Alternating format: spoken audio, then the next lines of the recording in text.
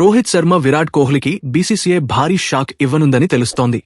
Team India star ఆటగాళ్లు Rohit Sharma, Virat Kohli central కాంట్రాక్టులపై BCCI కీలక నిర్ణయం తీసుకోనుంది. డిసెంబర్ 22న జరిగే అపెక్స్ కౌన్సిల్ సమావేశంలో వీరి A+ కేటగిరీ కొనసాగింపుపై చర్చ జరగనుంది. వన్డేలకు మాత్రమే పరిమితమైన వీరిని A+లో కొనసాగిస్తారా, లేక గ్రేడ్ Aకి తగ్గిస్తారా అనేది ఆసక్తికరంగా మారింది. గతేడాది సెంట్రల్ కాంట్రాక్ట్లో T20 నుంచి రిటైర్ అయినప్పటికీ ఇద్దరు సీనియర్లను A+లో కొనసాగించారు.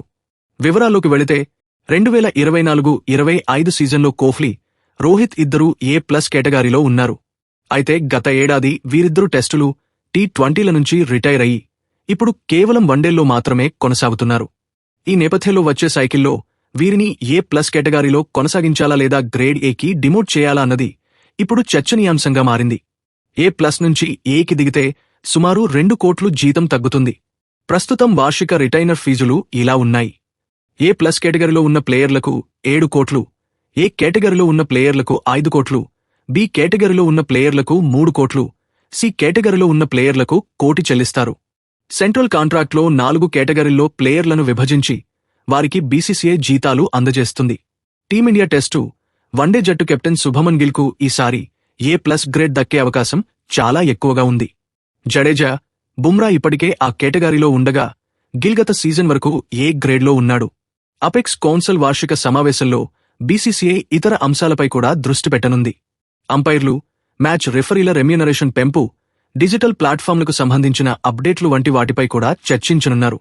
సెప్టెంబర్లో జరిగిన బీసీసీఐ సంస్థాగత మార్పుల తర్వాత ఇదే మొదటి సమావేశం కావడం విశేషం. మిథున్ మన్హాస్ బీసీసీఐ అధ్యక్షుడిగా బాధ్యతలు చేపట్టిన తర్వాత జరిగే తొలి అపెక్స్ మీటింగ్ ఇదే. ఈ సమావేశంలో మిథున్తో పాటు ట్రెజరర్ రఘురాం భట్, కార్యదర్శి Devajit Saikia, joint secretary Prabhtej Singh Bhatia, apex council సభ్యుడు జయదేవ్ షా పాల్గొననున్నారు.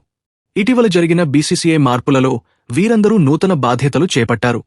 గతేడాది బీసీసీఐ సెంట్రల్ కాంట్రాక్ట్లో కూడా T20ల నుంచి రిటైర్డ్ అయినప్పటికీ రోహిత్ శర్మ, విరాట్ కోహ్లీకి A+ కేటగిరీలోనే కొనసాగించారు. టీమిండియా సీనియర్ ఆటగాళ్లగా వాళ్ల గౌరవం పెంచేందుకే A+లో కొనసాగిస్తున్నట్లు అప్పట్లో బీసీసీఐ చెప్పింది.